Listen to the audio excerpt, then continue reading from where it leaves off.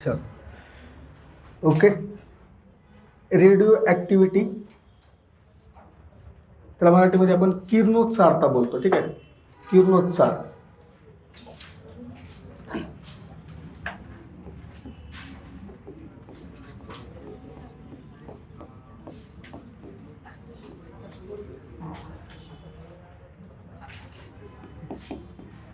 सध्या जर बघितलं तर याच्यावर खूप प्रश्न बघायला भेटतात आपल्याला. ठीक आहे ना, तुम्ही मागच्या ग्रॅज्युएशनला 2021ला 2 प्रश्न आले होते.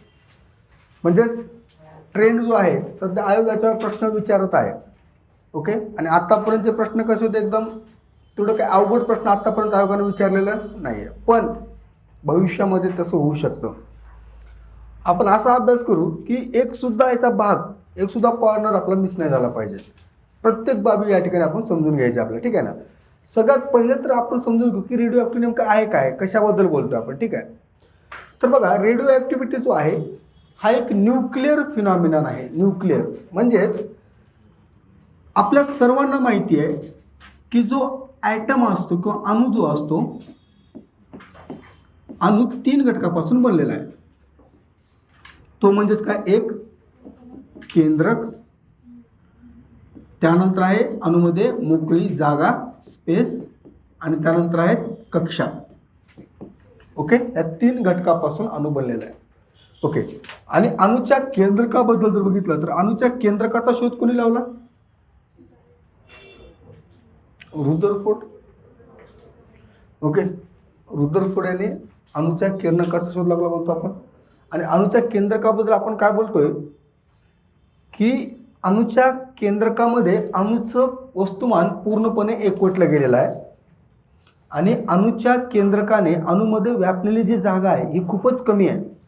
म्हणजे सिंपल असं बोलू शकतो की समजा ही रूम म्हणजे एक रूम, ही रूम जी आहे आपला, ह्या जो क्लासरूम आहे, हे जर समजा एक अणू असेल तर हा पेन जो टोक आहे तो म्हणजे असेल केंद्रक. येतं लक्षात? म्हणजे इतकी कमी जागा या ठिकाणी अणूच्या केंद्रकाने व्यापलेली आहे. आणि त्याच केंद्रकामध्ये काय झालेलं आहे, अणूचं पूर्णच्या पूर्ण वस्तुमान एकवटलं गेलेलं आहे. अणूचं पूर्णच्या पूर्ण एक वस्तुमान जे आहे ते एकवटलं गेलेलं आहे. ज्यावेळेस आपण अणूचं केंद्रक बोलू तर अणूच्या केंद्रकामध्ये 2 गोष्टी आहेत असं आपण बोललं. एक आहे प्रोटॉन आणि दुसरा आहे न्यूट्रॉन. ओके, आणि अणूच्या कक्षेमध्ये इलेक्ट्रॉन हे वेगवेगळ्या कक्षेमध्ये फिरत असतात.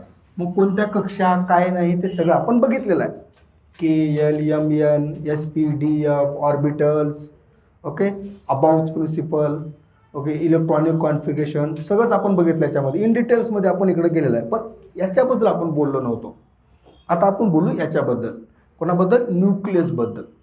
न्यूक्लियसबद्दल आपल्याला बोलायचं आहे की न्यूक्लियसमध्ये 2 गोष्टी आहेत. एक म्हणजे आहे प्रोटॉन आणि दुसरा म्हणजे आहे न्यूट्रॉन. ओके, आपल्याला पुढे समजतं की जेव्हा आपण प्रोटॉन बोलतोय तर प्रोटॉन जो आहे हा प्रोटॉन हा कसा आहे की हा पॉझिटिव्ह चार्ज आहे. प्रोटॉन कसा आहे? पॉझिटिव्ह चार्ज आहे. न्यूट्रॉन जर बोलला तर चार्जलेस आहे, प्रभार रहित आहे. ओके, न्यूट्रॉनवर प्रभार नाही आहे, त्यामुळं न्यूट्रॉनला बोलू आपण हा प्रभार रहित आहे. आणि प्रोटॉनवर धन प्रभार आहे. आणि इलेक्ट्रॉनवर तर आहे, इलेक्ट्रॉनवर कोणता प्रभार आहे? ऋण प्रभार आहे असं आपण बोलतो. ठीक आहे, ओके, प्रभाराबद्दल आपण बोलतो. आणि अणूच्या केंद्रकाबद्दल जर बोलतो म्हणजे अणूचं केंद्रक म्हणजेच अणूच्या केंद्रकामध्येच अणूचं वस्तुमान एकवटलेलं आहे. त्यामुळं आपण अणूचे वस्तुमान जे सांगत असतो, atomic mass number is equal to number of neutron plus number of proton. Okay, atomic number किंवा ॲटॉमिक मास नंबर जो आहे, atomic mass number is equal to काय, number of neutron plus number of proton. आणि ज्यावेळेस आपण अणूचा अणुअंक सांगत असतो, अणुअंक म्हणजेच number of proton, number of proton present in nucleus. अणूच्या केंद्रकामध्ये असणाऱ्या प्रोटॉनची संख्या म्हणजेच काय असतो? अणुअंक असतो. आणि अणुवस्तुमानांक म्हणजेच काय असतो? अणुवस्तुमानांक म्हणजेच number of proton plus number of neutron. Atomic number म्हणजेच काय? Number of proton present in nucleus. आपल्याला या ठिकाणी स्टडी जे करायची आज, हे कशाबद्दल करायचं आहे? न्यूक्लियसबद्दल. का न्यूक्लियसबद्दल सर? कारण radioactivity is a nuclear phenomena. Okay, radioactivity जी आहे हे कशा संदर्भात आहे, न्यूक्लियसच्या संदर्भात आहे. म्हणजे या ठिकाणी आपल्याला न्यूक्लियसबद्दल स्टडी करायचं आहे. ओके, मग कोणाला रेडिओ ॲक्टिव्ह इलेमेंट किंवा कोणत्या एलिमेंटचा न्यूक्लियस रेडिओ ॲक्टिव्ह असतो किंवा कोणत्या एलिमेंटचा न्यूक्लियस रेडिओ ॲक्टिव्ह नसतो हे आपल्याला बघू. रेडिओ ॲक्टिव्ह आता या ठिकाणी बघू. ज्या वेळेस आपण न्यूक्लियसबद्दल बोलतो तर जवळपास आत्तापर्यंत आपल्याला जेवढे न्यूक्लियस माहिती आहेत ओके, अबाउट 1500 नोन न्यूक्लियस. किती माहिती आपल्याला, 1500 नोन न्यूक्लियस. जवळपास आपल्याला 1500 केंद्रक माहिती आहेत अणूचे. किती माहिती आहेत, 1500. या 1500 पैकी 260 न्यूक्लियस हे कसे आहेत, स्टेबल आहेत. 260 न्यूक्लियस हे स्टेबल आहेत आणि बाकीचे सर्वच्या सर्व अणूचे केंद्रक हे कसे आहेत, अनस्टेबल आहेत. म्हणजे या ठिकाणी एक शब्द वापरलो आपण या ठिकाणी की अणूचा केंद्रक किंवा न्यूक्लियस जो आहे हा स्टेबल आहे किंवा अनस्टेबल आहे. म्हणजे दोन गोष्टी बोलतो आपण. अणूचा केंद्रक एकतर का असतो, स्टेबल म्हणजे स्थिर आहे किंवा तो अनस्टेबल आहे म्हणजेच अस्थिर आहे. ओके, म्हणजेच न्यूक्लियस या ठिकाणी एक तर स्टेबल असेल किंवा अनस्टेबल असेल.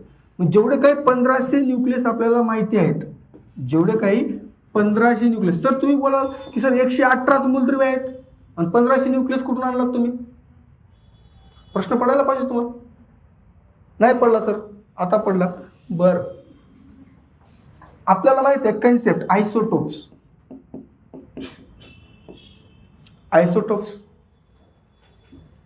आयसोटोप्स म्हणजेच काय, same atomic number but different mass number. Different mass number म्हणजेच न्यूक्लियसमध्ये असणाऱ्या प्रोटॉन प्लस न्यूट्रॉनची संख्या वेगवेगळी आहे. ओके, आणि आपण बोललो होतो की असे काही मूलद्रव्य आहेत की जे 40 आयसोटोप आपल्याला बघायला भेटतात. म्हणजे एकाच मूलद्रव्याचे 40 वेगळे केंद्रक.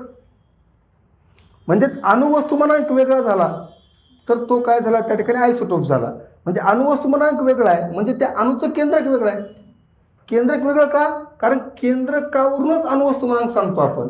कारण केंद्रकामध्ये जे न्यूट्रॉन आणि प्रोटॉन आहेत त्या दोघांची संख्या म्हणजेच अणुवस्तुमानांक बोलतोय आपण. येते लक्षात सर्वांना. त्यामुळं काय बोलतोय, जेव्हा आपण आयसोटोप्सचा विचार करत असतो, एकाच मूलद्रव्याचे खूप सारे आयसोटोप्स असू शकतात. जसे की हायड्रोजनचे 3 आयसोटोप्स आहेत, H1H1, 1H2, 1H3. ओके, तर त्याचा जेव्हा विचार करू त्या ठिकाणी जवळपास 1500 न्यूक्लियस नोन आहेत आजच्या घडीला आणि त्याच्यापैकी 260 स्टेबल आहेत आणि बाकीचे सगळे कसे आहेत, अनस्टेबल आहेत. बाकीचे कसे आहेत, अनस्टेबल आहेत. मग हे जे अनस्टेबल न्यूक्लियस आहेत ते स्टेबल व्हायचा प्रयत्न करतात. स्टेबिलिटी पाहिजे.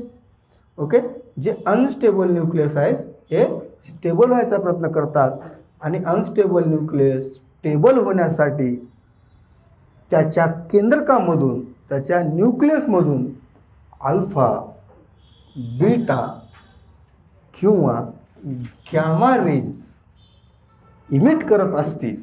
काय करत असतात, अनस्टेबल न्यूक्लियस स्टेबिलिटी प्राप्त करण्यासाठी त्यांच्या न्यूक्लियसमधून अल्फा, बीटा, गॅमा रेज त्या ठिकाणी इमिट करत असतील तर त्या फिनॉमिननला, त्या न्यूक्लियसच्या फिनॉमिननला रेडिओ ॲक्टिव्हिटी असं बोलतात.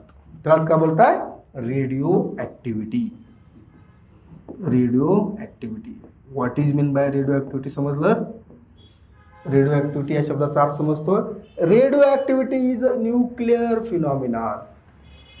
ओके, हे अणुच्या केंद्रकाबाबतची संकल्पना आहे. जे अस्थिर केंद्रक आहेत ते स्थिर होण्यासाठी उत्स्फूर्तपणे समजतं स्वतःहून आपल्या केंद्रकातून अल्फा, बीटा, गॅमा अशा प्रकारचे रेज इमिट करत असतात. त्याच फिनॉमिननला आपण रेडिओ ॲक्टिव्हिटी किंवा किरणोत्सारता असं बोलत असतो. ज्याचा आपण काय बोलतो किरणोत्सर्ग. म्हणजेच रेडिओ ॲक्टिव्हिटी हे टोटली डिपेंड आहे न्यूक्लियसवर. कारण हे रेज कुठून निघणार आहेत? न्यूक्लियसमधून. ओके, कशामधून निघणार आहेत? न्यूक्लियसमधून निघणारे रेज आहेत. ठीक आहे, येतं लक्षात. मग या रेडिओ ॲक्टिव्हिटीबद्दल सर्वात प्रथम म्हणजे अशा प्रकारच्या किरणाबद्दल सर्वात प्रथम कोणी सांगितलं होतं किंवा या ठिकाणी अशा प्रकारचा किरणाचा शोध सर्वात प्रथम कोणाला जर लागला असेल तर त्या सायंटिस्टचं नाव आहे हेनरी बेक्वेरेल. कोण आहे? हेनरी बेक्वेरेल.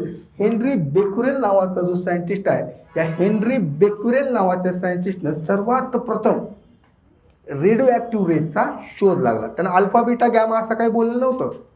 ओके, पण त्याचं या ठिकाणी सर्वात प्रथम रेडिओ ॲक्टिव्ह एलिमेंट किंवा रेडिओ ॲक्टिव्ह पार्टिकल्स किंवा रेडिओ ॲक्टिव्ह रेज किंवा रेडिओ ॲक्टिव्ह एलिमेंटचा शोध जर कोणी लावला असेल तर हे कोणी लावला होता? हेनरी बेक्वेरेल. त्यामुळं त्याच्या स्मरणार्थ आपण रेडिओ ॲक्टिव्हिटीचे युनिट आहे त्याला बेक्वेरेल हे नाव देतोय. ओके, रेडिओ ॲक्टिव्हिटीचे युनिट काय? बेक्वेरेल. ओके, बेक्वेरेल हे रेडिओ ॲक्टिव्हिटीचं युनिट आहे असं आपण बोलतो. ठीक आहे, मग चालतं सर. मग कसा शोध लागला बेक्वेरेलला? याचा शोध कसा लागला हे सुद्धा महत्त्वाचं आहे, हे सुद्धा माहिती असलं पाहिजे.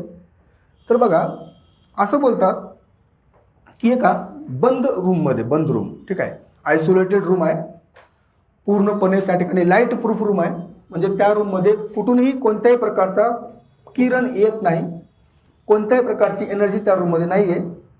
अशा रूममध्ये या बेक्वेरेलने एका ब्लॅक पेपरमध्ये, ब्लॅक पेपर समजतो, काळा कागद, ब्लॅक पेपरमध्ये त्या ठिकाणी युरेनियमचे अणू, कोणते अणू? युरेनियमचे अणू अशा प्रकारे रॅप करून ठेवले. Okay, bunch of uranium atoms त्या ठिकाणी ब्लॅक पेपरमध्ये रॅप करून ठेवून दिले. ओके, समजते तर. ओके, युरेनियमचे अणू आहेत. ओके, युरेनियमचे ॲटम. कोणाचे ॲटम आहेत? युरेनियमचे ॲटम रॅप करून कुठे ठेवतोय? ब्लॅक पेपरमध्ये. हा कोणता पेपर आहे? Black paper. Okay, black paper ठेवून दिलं. त्याच्यानंतर त्या ब्लॅक पेपरवर त्यानं काय केलं? परत सिल्वर फॉईल, ओके, जाड सिल्वर फॉईल, ओके, असं सिल्वर फॉईल गुंडाळून टाकले. म्हणजेच याचं पुढे या ठिकाणी त्यानं काय केलं? एक सिल्वर फॉईल, म्हणजे अशा प्रकारे सिल्वरची फॉईल, ठीक आहे, असं silver foil. Okay, silver foil म्हणजे त्याच्याभोवती त्या ठिकाणी त्यानं सिल्वर फॉईल ठेवली. काय? Silver foil. आणि त्याच्या पुढे त्यानं काय केलं? अशा प्रकारे एक फोटोग्राफिक प्लेट ठेवली. कोणती plate? Photographic plate. Photographic plate. Photographic plate त्याने ठेवली. ओके, रूममध्ये कोणीच नाही, आता फक्त तिघं येते, uranium, silver foil, photographic plate. Room बंद, बेक्वेरेल बाहेर गेला होता. ओके, त्यानंतर त्याला असं निष्कर्ष त्यांना या ठिकाणी भेटलं की या फोटोग्राफिक प्लेटवर अशा प्रकारचे ब्लॅक स्पॉट त्याला दिसले. ओके, अशा प्रकारचे ब्लॅक स्पॉट या ठिकाणी दिसले. रूममध्ये तर कोणत्या प्रकारचे रेज नाही आहेत, लाईट नाही आहे, हीट नाही आहे, मग अशा प्रकारचे स्पॉट किंवा अशा प्रकारचे रेज नेमकं आले कुठून? ओके, तर त्यावेळेस याच्यावरून तो निष्कर्ष काढतोय की या युरेनियममधून, हा युरेनियम जो आहे हा काय करतोय की एक प्रकारचे इनव्हिजिबल रेज, कसे रेज? इनव्हिजिबल रेज, जे की ब्लॅक पेपरला पेनिट्रेट करून, सिल्वर फॉईलला पेनिट्रेट करून फोटोग्राफिक प्लेटवर जाऊन इन्सिडेंट होत आहे. म्हणजे जे रेजचा शोध लागला, एका किरणाचा शोध लागला, जे की स्वतःहून निर्माण झालेले आहेत, जनरेट झालेले आहेत. युरेनियममधून निघणारे किरण आहेत, जे कसे आहेत? इनव्हिजिबल आहेत, अदृश्य आहेत, दिसत आहेत का? नाही आहे. त्यांची भेदन क्षमता जास्त आहे, पेनिट्रेशन पॉवर जास्त आहे. आणि ते कोणाकोणाला पेनिट्रेट करताय? ब्लॅक पेपरला पेनिट्रेट करताय, सिल्वर फॉईलला पेनिट्रेट करताय, आणि त्या ठिकाणी पण कुठं जाऊन आढळत आहे, कुठं दिसत आहे ते? या ठिकाणी फोटोग्राफिक प्लेटवर. ओके, आता फोटोग्राफिक प्लेटला का त्या ठिकाणी पेनिट्रेट करत नाही, त्या ठिकाणी वेगळी गोष्ट आहे, त्या तिकडे नाही जायचं आपल्याला. ओके, त्याच्या मागचं वेगळं रिझन आहे, पण फोटोग्राफिक प्लेटवर येऊन ते आपल्याला दिसतात. मान्य? मग या ठिकाणी शोध लागला अशा प्रकारच्या इनव्हिजिबल किरणांचा. त्यालाच आपण आज अल्फा, बीटा आणि गॅमा रेज असं बोलतोय. ओके, त्यावेळेस याला बेक्वेरेल रेज असं बोलण्यात आलं, बेक्वेरेल रेज.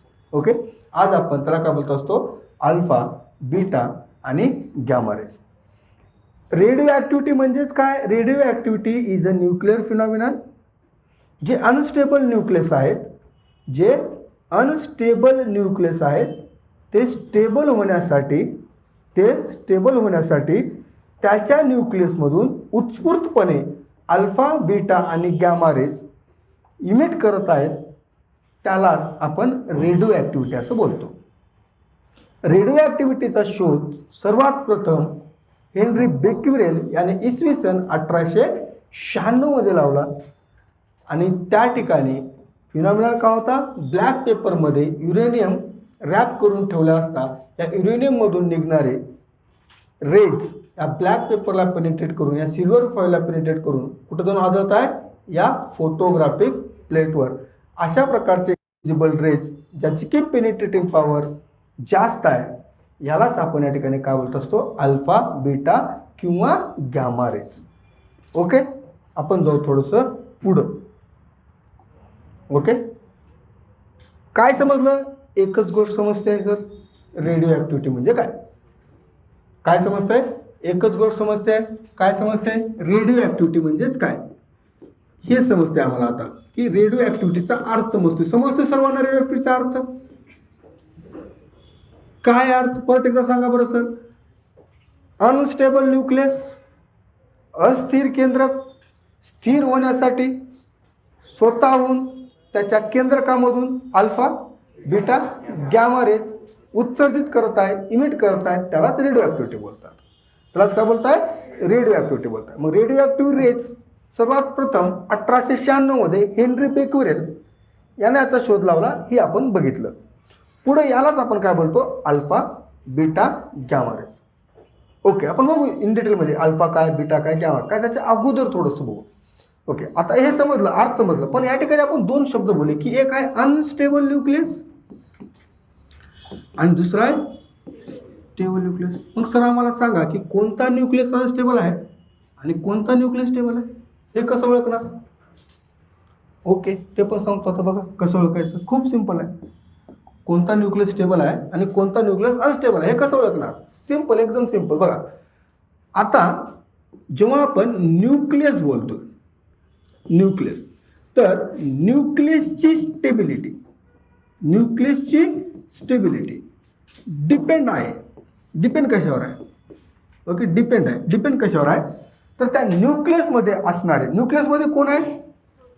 प्रोटॉन आणि न्यूक्लियसमध्ये असणारे कोण? न्यूट्रॉन आणि प्रोटॉन याच्या रेशोवर, याच्या गुणोत्तर, याच्या रेशोवर. इट्स डिपेंड ऑन, हे कशावर अवलंबून आहे? Neutron to proton ratio. खूप खूप महत्त्वाचं वाक्य बोलून चालू आहे रे बाबा. असं आहे का सर? ऐकतो आता. ओके, काय बोलतोय? की न्यूक्लियसची स्टेबिलिटी अवलंबून आहे कशावर?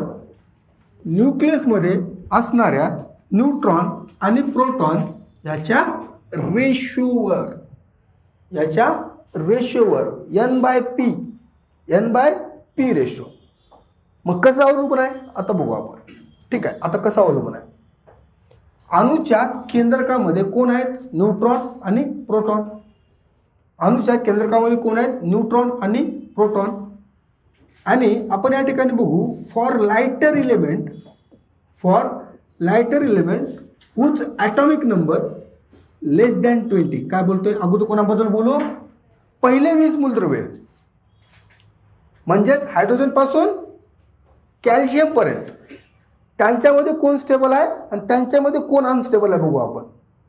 पहिले 20 मूलद्रव्य जे आहेत हायड्रोजनपासून कॅल्शियमपर्यंत, त्यांच्यामध्ये स्टेबल न्यूक्लियस कोणाचे आहेत आणि अनस्टेबल न्यूक्लियस कोणाचे आहेत हे अगोदर आपण बघू. त्यानंतर 20च्या नंतरचं बघू. Okay, for lighter element Z is less than 20. जर समजा N/P ratio neutron to proton ratio हे जर नियरली इक्वल टू 1 असेल किंवा इक्वल टू 1 असेल, काय बोलतोय, N/P ratio nearly equal to 1 किंवा इक्वल टू 1 जर असेल, नियरली इक्वल टू 1 किंवा इक्वल टू 1 असेल, तर असे न्यूक्लियस हे कसे असतील, स्टेबल असतील. जर हे नसेल तर ते कोण असतील, अनस्टेबल असतील. का बोलाय सर, काहीच नाही बोलत रे. ॲटॉमिक नंबर 20 पेक्षा कमी आहे. ॲटॉमिक नंबर 20 पेक्षा कमी आहे म्हणजेच कोणाबद्दल बोलताय सर तुम्ही, हायड्रोजन पासून कॅल्शियम पर्यंत बोलतोय मी. तर या मूलद्रव्याबद्दल असं बोलतोय की यांच्यामध्ये न्यूट्रॉन आणि प्रोटॉनचा रेशो इक्वल टू 1 किंवा नियरली इक्वल टू 1 असेल तर त्या ठिकाणी तो त्या मूलद्रव्याचा न्यूक्लियस जो आहे तो स्टेबल असेल. त्या मूलद्रव्याचा न्यूक्लियस कसा असेल, स्टेबल असेल. जर नियरली इक्वल टू 1 किंवा लेस दॅन नियरली किंवा इक्वल टू 1 जर नसेल तर तो कोण असेल, अनस्टेबल असेल, असं लक्षात ठेवायचं. ओके, मला सांगा आता N/P रेशो इक्वल टू 1 किंवा नियरली इक्वल टू 1 कधी येईल. न्यूट्रॉन आणि प्रोटॉनची संख्या कशी पाहिजे, सारखीच पाहिजे. येतं लक्षात. म्हणजेच ही कंडिशन म्हणजेच काय, N इज इक्वल टू काय पाहिजे, P. N is equal to P म्हणजेच N is equal to Z म्हणजेच काय, number of proton. Number of neutron is equal to number of proton जर असतील तर स्टेबल 20 पर्यंत, असंच होतं ना अर्थ. मग आपण या ठिकाणी दाखवू ग्राफच्या सहाय्याने. ह्याला कसं दाखवू, ग्राफच्या सहाय्याने. ग्राफ कसं काढतात सर, आता बघा हा graph, number of neutron, number of proton. X ॲक्सिसवर दाखवतोय नंबर ऑफ प्रोटॉन, वाय ॲक्सिसवर दाखवतोय नंबर ऑफ न्यूट्रॉन. मग या ठिकाणी बघा काय होत आहे.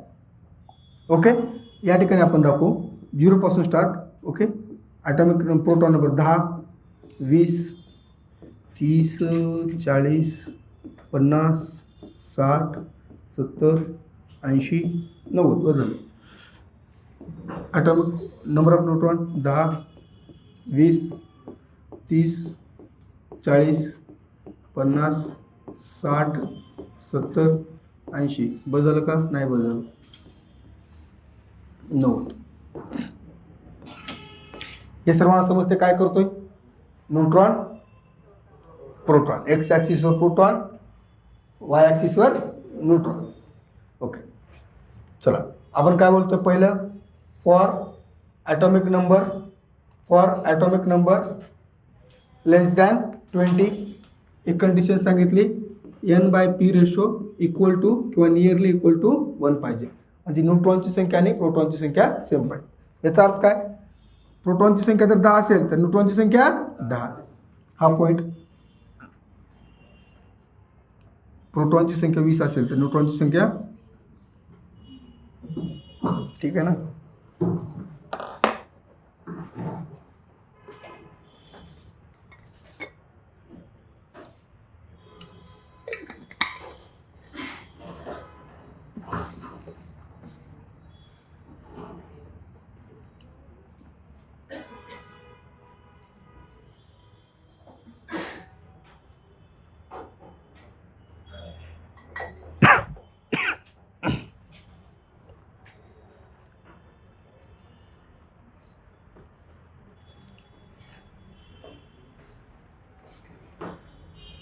न्यूट्रॉन आणि प्रोटॉन, प्रोटॉनची संख्या सेम आणि न्यूट्रॉनची संख्या सेम. म्हणजे या ठिकाणी हा ग्राफ असा येईल रे, अशा प्रकारे.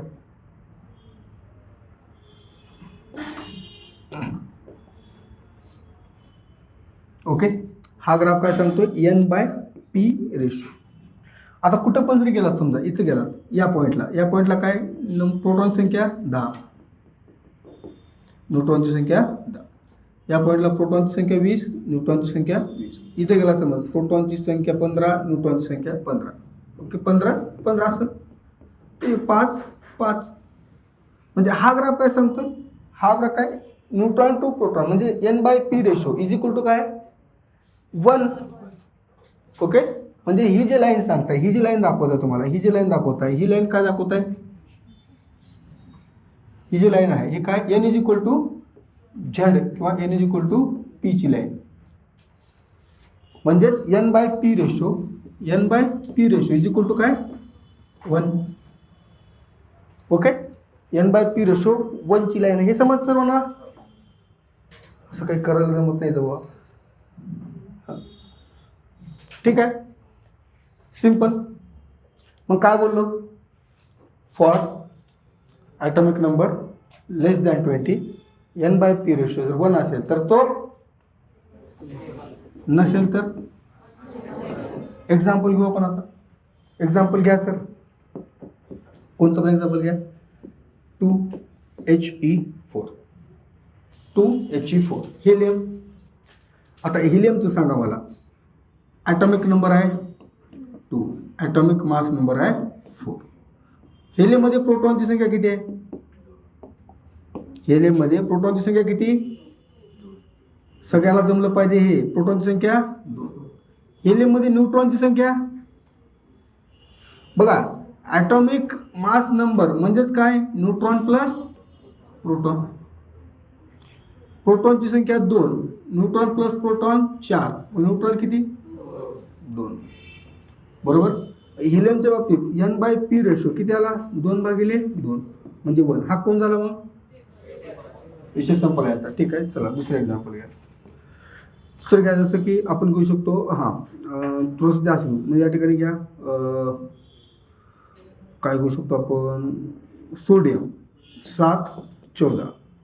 ओके, 714. ठीक आहे. आता मला डायरेक्टली सांगा, प्रोटॉनची संख्या 7, न्यूट्रॉनची संख्या एन बाय पी आलं 7/7. ठीक आहे. आता पुढे बघा, सोडियम 11-23. सोडियम 11-23. आता सोडियम 11-23 मध्ये प्रोटॉनची संख्या, न्यूट्रॉनची संख्या 23 मधून 12. N by P ratio 12/11.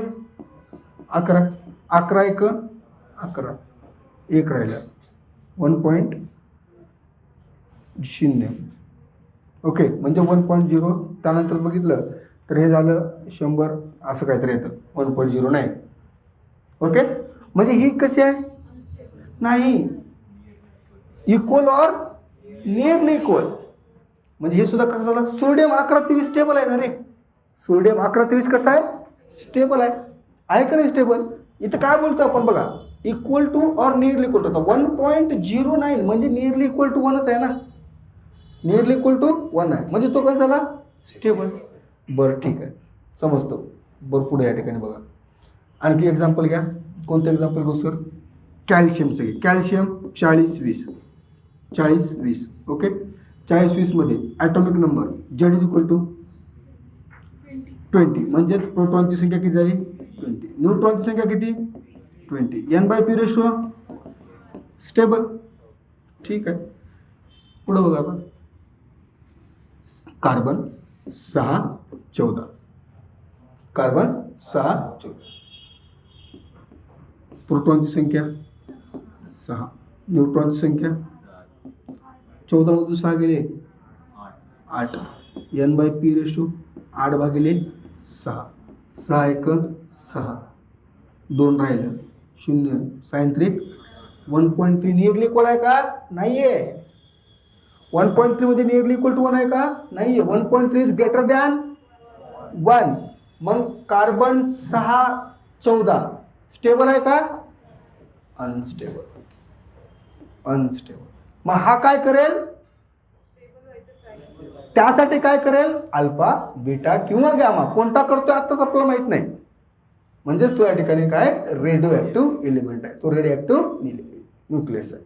समजतं? म्हणजे for atomic number up to 20 if N by P ratio is equal to or nearly equal to 1 stable. आणि जर असं नाही आहे तर तो अनस्टेबल. समजतं सर्वांना स्टेबल अनस्टेबल कसं ओळखायचं? ओके, आणि अनस्टेबल काय होणार? स्टेबल होण्यासाठी स्वतःहून अल्फा, बीटा किंवा गॅमा रेज इमिट करतो, त्यालाच आपण रेडिओ ॲक्टिव्हिटी असं बोलू. ओके, म्हणजे आपण अनस्टेबल बघितलं. कधीपर्यंत बघितलं? 20 पर्यंत. 20च्या नंतर पुढं चला. 20 नंतर या ठिकाणी काय करतो आपण, पुढे जातो. ठीक आहे, ओके. पुढं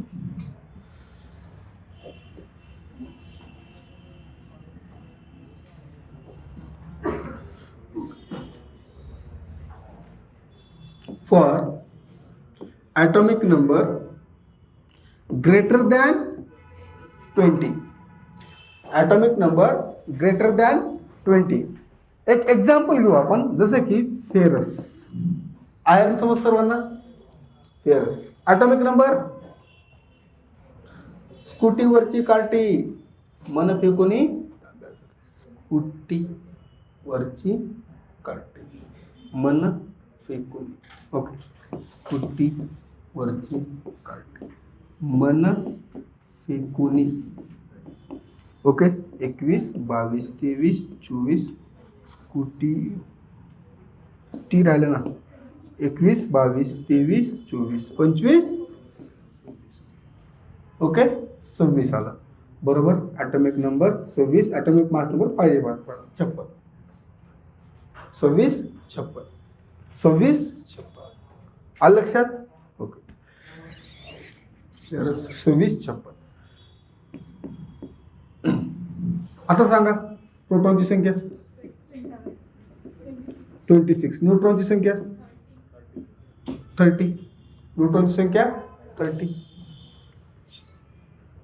N/P रेशो 30/26 किती होतं, कॅल्क्युलेट करा फटफट. कोणतं कॅल्क्युलेटर 26, 26, 26, 26, 26 तेवढे तुम्हाला आता पोहोचतो बघा.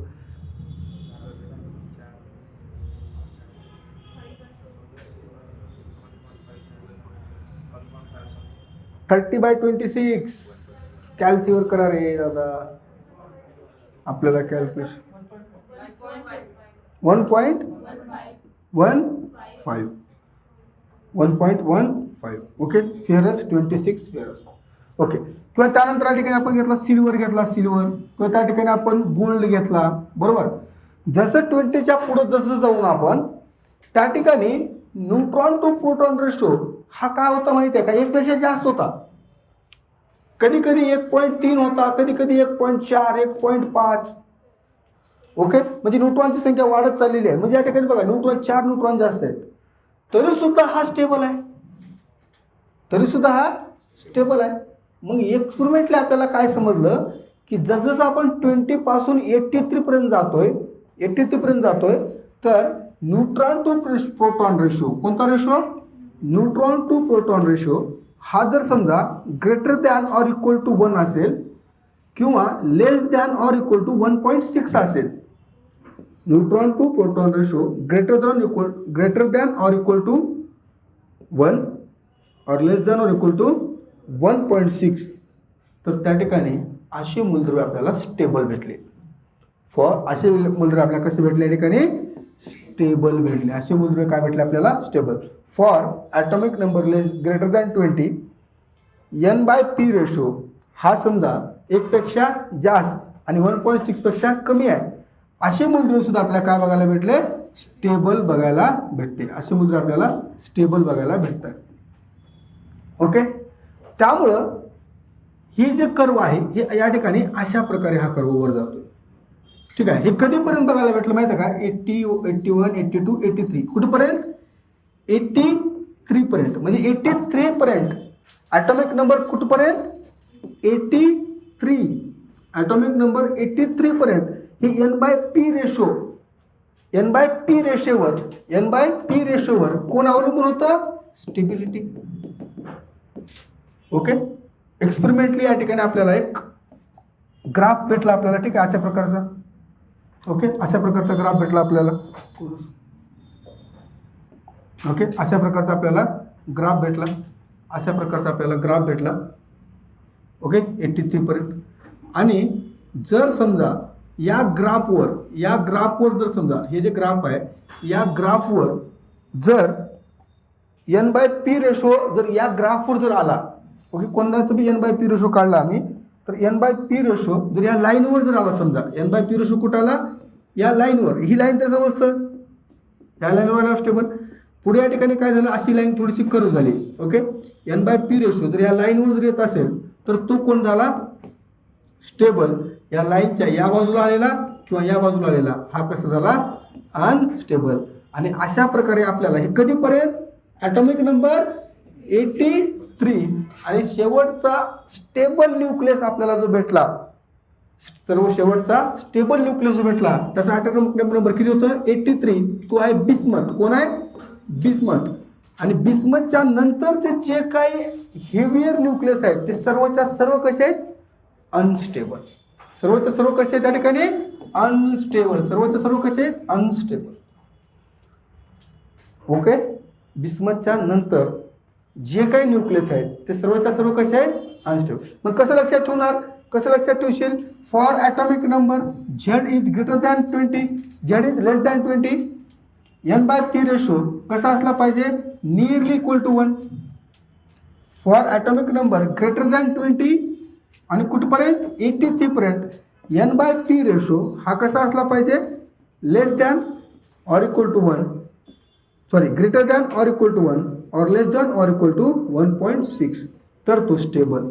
आणि 83च्या नंतर सर्वच्या सर्व अनस्टेबल. ओके. 83च्या नंतर सर्वच्या सर्व काय, अनस्टेबल. मग एखादी न्यूक्लियस स्टेबल आहे, अनस्टेबल आहे, हे कशावर अवलंबून आहे कळालं आपल्याला, N/P रेशोवर अवलंबून आहे, म्हणजेच न्यूट्रॉन आणि प्रोटॉनच्या संख्येवर अवलंबून आहे. मग हे स्टेबिलिटी किंवा अनस्टेबिलिटी नेमकं काय आहे, काय होत आहे या ठिकाणी, न्यूक्लियस असं का करताय, तर याच्या मागचं कारण तुम्हाला सांगतो, लक्षात घ्या. जो न्यूक्लियस असतो, एखादी न्यूक्लियस घेऊ आपण. ओके. समजा या न्यूक्लियसमध्ये 2 न्यूट्रॉन आहेत आणि 2 काय आहेत, प्रोटॉन. सिंपल एक एक्झाम्पल घेतलं आपण. न्यूक्लियसमध्ये काय, 2 न्यूट्रॉन आणि 2 प्रोटॉन. होत असतं काय, आता प्रोटॉन जो आहे हा प्रोटॉन कसा असतो, पॉझिटिव्ह. हा प्रोटॉन असतो पॉझिटिव्ह. याच्यावर चार्ज किती आहे, 0. याच्यावर चार्ज किती आहे, 0. आपल्याला माहिती आहे की जे लाईक चार्ज आहेत, लाईक चार्ज यांच्यामध्ये एक प्रकारचा फोर्स असतो, इलेक्ट्रोस्टॅटिक फोर्स, जो की या ठिकाणी कुलॉमनं सांगितला, जो की फोर्स ऑफ रिपल्शन असतो. म्हणजे हा प्रोटॉन इकडे जातोय, हा प्रोटॉन इकडे जातो, यांच्यामध्ये रिपल्शन आहे ड्यू टू इलेक्ट्रोस्टॅटिक फोर्स. प्रोटॉनमध्ये कोणता फोर्स आहे, फोर्स ऑफ रिपल्शन, प्रतिआकर्षण बल. प्रोटॉनमध्ये कोणतं बल आहे, प्रतिआकर्षण बल आहे, फोर्स ऑफ रिपल्शन आहे. पण त्याचबरोबर या केंद्रकामध्ये आणखी एक फोर्स आहे, त्याला आपण बोलतो असतो न्यूक्लिअर फोर्स, केंद्रकीय बल. कोणता फोर्स आहे, न्यूक्लिअर फोर्स, कोणत्याला आपण बोलू, केंद्रकीय बल. मग न्यूक्लिअर फोर्स कोणामध्ये असतो, केंद्रकामध्ये ज्या काही पार्टिकल्स आहेत, केंद्रकामध्ये जे पार्टिकल आहेत त्या सर्वच्या सर्व पार्टिकलमध्ये एक प्रकारचा अट्रॅक्टिव्ह फोर्स आहे, तर आपण न्यूक्लियस बोलू. म्हणजे केंद्रकामध्ये कोणी राहू द्या, आता केंद्रकामध्ये आहे कोण रे, न्यूट्रॉन आणि प्रोटॉन. म्हणजे न्यूक्लिअर फोर्स कोणाकोणामध्ये असेल, या न्यूट्रॉनमध्ये असेल, या न्यूट्रॉन प्रोटॉनमध्ये असेल, या न्यूट्रॉन प्रोटॉनमध्ये असेल, प्रोटॉनमध्ये असेल, या न्यूट्रॉन प्रोटॉनमध्ये असेल, या प्रोटॉन न्यूट्रॉनमध्ये असेल. ओके. न्यूक्लियसमध्ये काय बनवून टाक, त्या सगळ्यांमध्ये एक प्रकारचा अट्रॅक्टिव्ह फोर्स आहे. पण तो कसा आहे, खूपच स्ट्रॉंग. आहे आणि त्याची रेंज कमी आहे, कारण तो फक्त न्यूक्लियस पुरतच मर्यादित आहे. मग न्यूक्लियसमध्ये हे 2 प्रकारचे फोर्स बोलतो आपण, एक रिपल्सिव्ह फोर्स आणि दुसरा झाला attractive nuclear force. Okay. Attractive nuclear force. जेव्हा हे दोघं एकमेकांना बॅलन्स करताय तेव्हा न्यूक्लियस कसा असतो,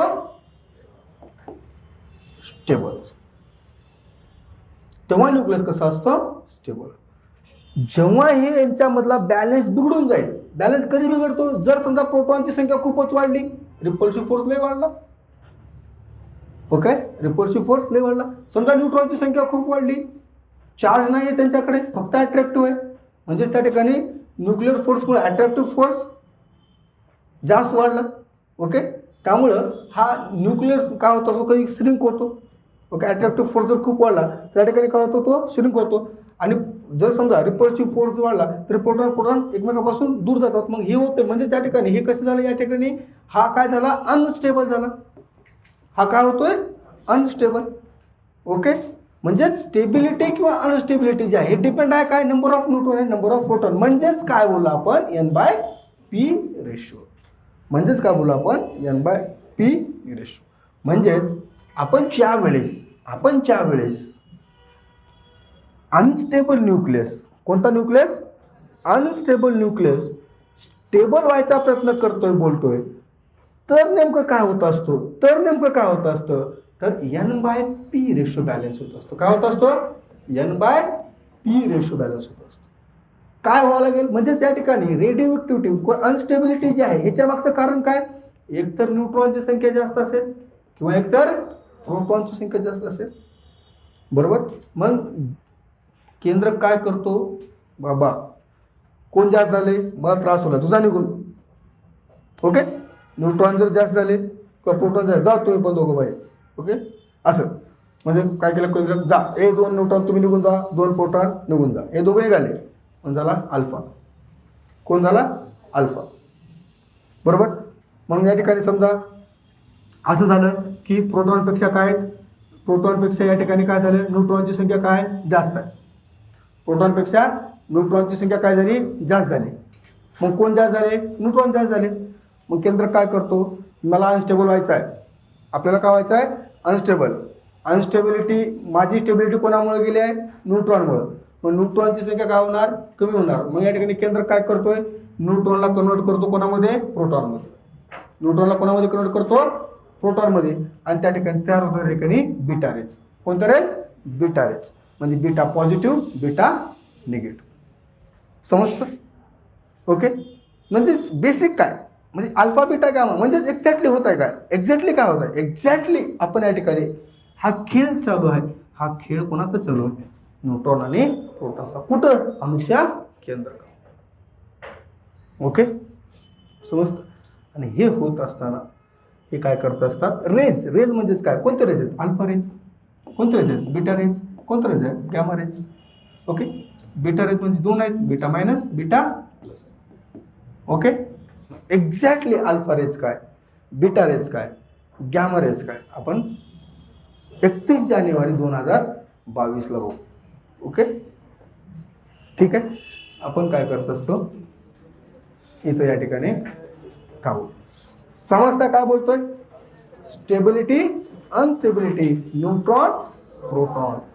आणि जेव्हा मी अल्फा गॅमा बीटा समजून सांगेल तर या चॅप्टरमध्ये काहीच उरणार नाही. ओके, एक कन्सेप्ट सांगेल तुम्हाला की काय असतं रेडिओ ऍक्टिव्हिटी, जो अल्फा बीटा गॅमा रेज कसा स्टेबल होतो हे तुम्हाला मी समजून सांगणार आहे. नक्की म्हणजे नक्कीच 31 जानेवारी 2022. ठीक आहे, थांबू आपण. प्लीज कर.